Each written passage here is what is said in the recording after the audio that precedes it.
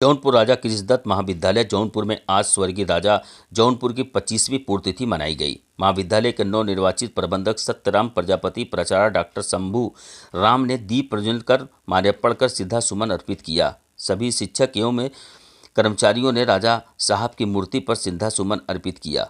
पुण्यतिथि पर आयोजित संगोष्ठी की अध्यक्षता करते हुए महाविद्यालय के प्रबंधक सत्यराम प्रजापति ने कहा कि स्वर्गीय राजा साहब बहुमुखी प्रतिभा के धनी थे, कुशल राजनीतिक महादानी, विद्वान रागी, जानकर प्रखर राष्ट्रवादी विचारधारा के पोषक थे। स्वतंत्र भारत के इतिहास में भी राजा साहब का महत्वपूर्ण योगदान था।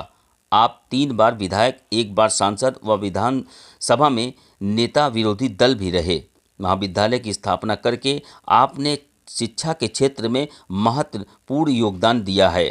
प्रबंधक ने कहा कि राजा साहब के व्यक्तित्व व कृतित्व का अनुसरण करते हुए महाविद्यालय को ऊंचाई पर ले जाएं, यही उनके प्रति सच्ची श्रद्धांजलि होगी। महाविद्यालय के प्राचार्य डॉक्टर शंभू राम ने कहा कि राजा साहब राजनीति के प्रोधा थे। राजनीतिक, समाज और शिक्षा के क्षेत्र में आपका मूल योगदान रहा, जिसे आज भी याद किया जाता है। आप विभिन्न विद्यालयों के जानकर के साथ साथ ओजस्वी वक्ता भी थे। वरिष्ठ प्राध्यापक डॉक्टर अवधेश द्विवेदी ने अपने संबोधन में राजा साहब के व्यक्तित्व व कृतित्व पर प्रकाश डाला। इसके पूर्व doctor Rajnikant Dwivedi, doctor Gangadhar Shukla, doctor Mrityunjay Mishra ने सस्वर मंगल पाठ किया। इस अवसर पर महाविद्यालय के सभी शिक्षक व कर्मचारी उपस्थित रहे। कार्यक्रम का संचालन डॉक्टर मनोज तिवारी ने किया। भौदी सुधाकर शुक्ला, जनसंचार विभाग, RSK श्रद्धा सुमन अर्पित करते हैं। मंचासीन प्रोफेसर द्विवेदी जी,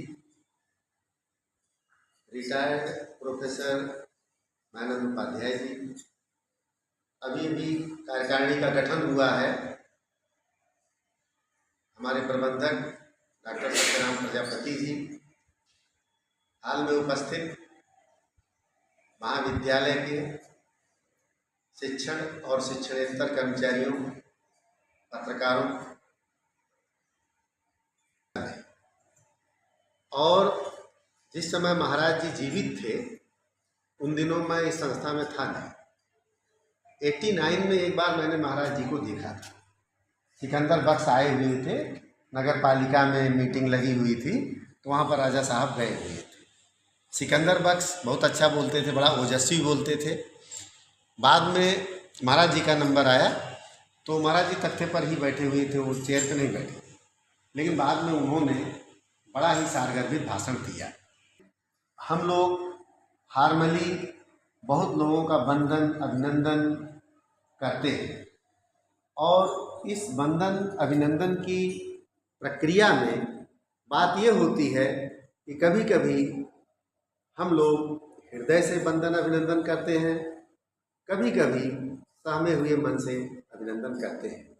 लेकिन जो महापुरुष होते हैं, जिन्होंने जो समाज को कुछ ऐसा दे के जाते हैं जो समाज के लिए अक्षुण्य होता है, तो उनको हम हृदय से अभिनंदन और वंदन करते हैं।